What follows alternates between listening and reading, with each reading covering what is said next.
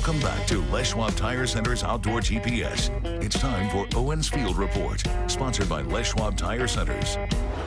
Now, I know a lot of you want fishing reports. Where were you at this week chasing fish? Well, I ain't fishing. If you're new to Outdoor GPS, this time of year, I'm pretty much doing one thing. I'm chasing ducks. It's just that simple. Some of the reports that I got, though, throughout the week, they're just really too old to even talk about. Rivers have all dropped. I'll show you river levels in just a little bit. Depending on where it is that you like to target fall, Chinook, and chum. Did get not a reminder, but a request, I guess, for folks that are targeting chum in the correct rivers, in the right rivers. You know which ones they are. If you don't, you can look them up. Just be nice to them. There's been some issues going on. Just respect the fish that you're targeting, I guess might be the best way to put it. River levels. Oh, I forgot, though. We got to get to my report. Definitely chase around. I mean, all over the place, unfortunately. The only day that I had any decent opportunity, I got lucky and was able to at least put it together.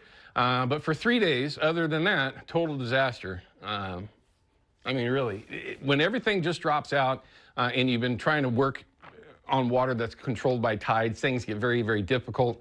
And to try to find them where they were, they're gone. I mean, quite literally, everything that I kind of had an idea on, or at least, the best idea that you can give ourselves when we go out and look around, it's completely changed. So I have to completely redo my program starting Monday, of course.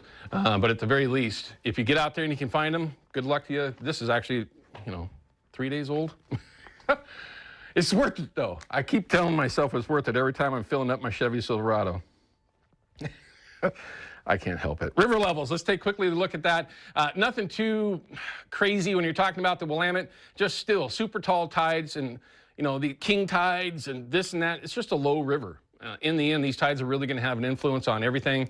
So, let's kind of keep that in mind. If you're out there for whatever reason, you definitely have plenty of water to run around, but the tides are up and down and no slacks, no high slack, no low slack. It's just up and down, pretty much gone as quickly as it ever came in. Smaller rivers, Clackamas, you can tell, is already down at 11.7.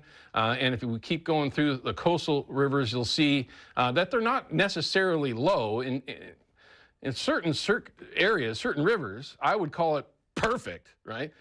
There is an absolute aluminum hatch going on up and down the coast as we speak for a reason. Conditions are really good. Remember, though, there's a lot of rivers out there that aren't nearly as popular as some other rivers that are out there that can be just as productive. Sometimes rolling around with the crowd isn't really the best way to go. But Nehalem, you can see the same thing. None of them are forecasted to make a big bounce going forward. We'll find out from Katie here in just a minute what kind of weather we have to look forward to this upcoming week. It does look like it's getting a little bit cooler.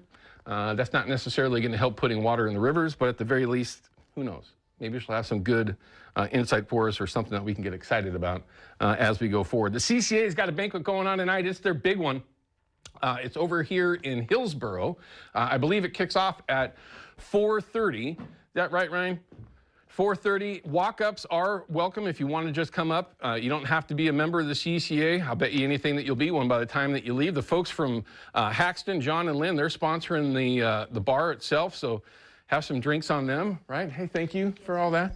Not that I get to have any fun. I'm working tomorrow morning. But I'll be there as well. So it'll be a great opportunity for everyone to hang out, do some bidding. Who knows? You might leave with something cool. I know that I always try to, but I seem to fail all the time when I'm trying to win something. But you can't if you don't go. It's just one of those things. But that's, again, at 4:30 this evening at the new facility, right? It's the brand new one. It's, Wingspan Event Center. It's supposed to be beautiful. Also, don't forget to send Jason at Procure.com an email, and you'll enter yourself in to win that prize pack that happens every single week. Monday morning, the winner is notified, and if you don't win, it's not because it's not real, because it is a real event. It's a real giveaway every single week. Crazy.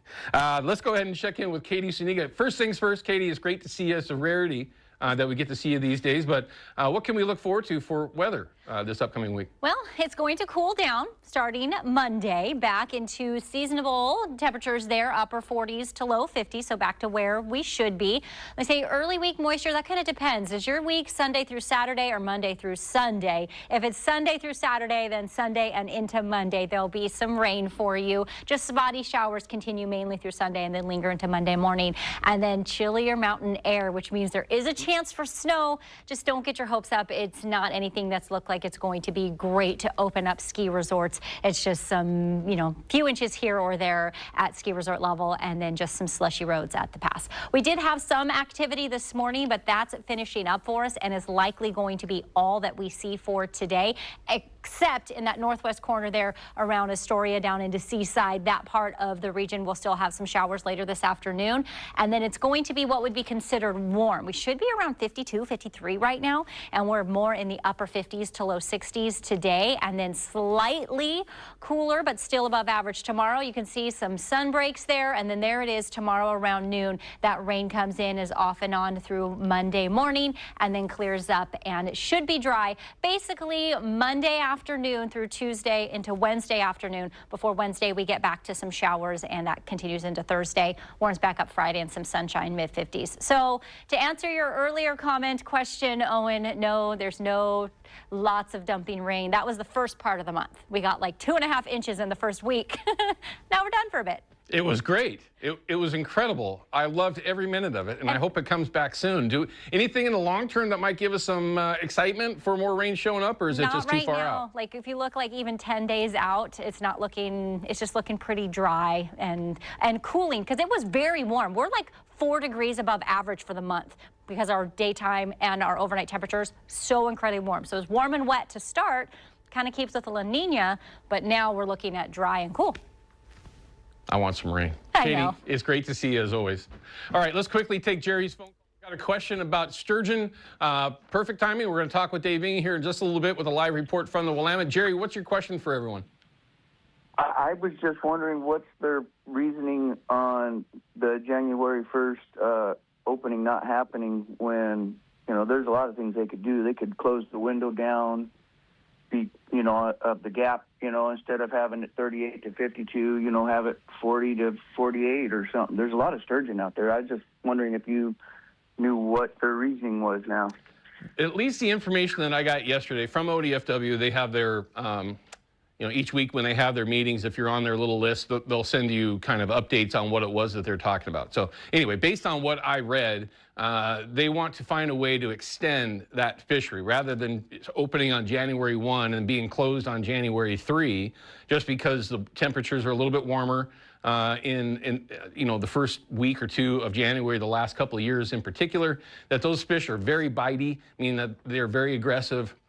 Lots of people are catching fish, and those quotas are wiped out immediately. So based on what I read, they're going to try to make their decision based on water temperature. As the temperature gets colder in January, that they might have a quick opener, right? Basically hanging everybody out to dry to say, okay, pay attention to your email, and one day we might tell you that you can go. Right. I haven't gotten enough information to really dive into it other than what I read that they sent yesterday, and that was the gist that I got out of it. So basically, they're just trying to figure out a way to extend that season so there's more than just a 2-day fishery once it does become open, right? So I get it, and most people kind of understand that. It's that fishery is crazy, right? In the last handful of years, it went from being just 10 years ago, very much not popular, I should say, because there was a lot of other options, right? There was other fisheries that you could go to, other things that you could do, as opposed to everybody jumping into the Bonneville pool out of Hood River or whatever and smoking all the sturgeon that are in the area. Well, now they've seen their way fit to just neck down all of our fisheries, and we could definitely do multiple shows talking about that alone. But then they're kind of surprised on why all of a sudden this is so popular. Well, duh. I mean, if you're going to put everybody into one spot, that's what's going to happen.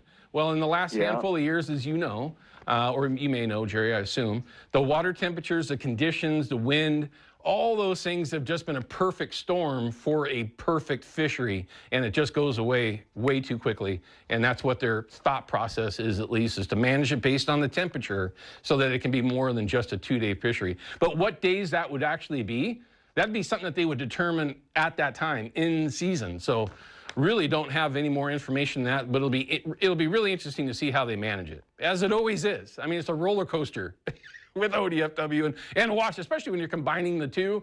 It's a real roller coaster. So it'll be interesting to see how it ultimately goes. But as we get more info, I'll try to share as much on that as I can.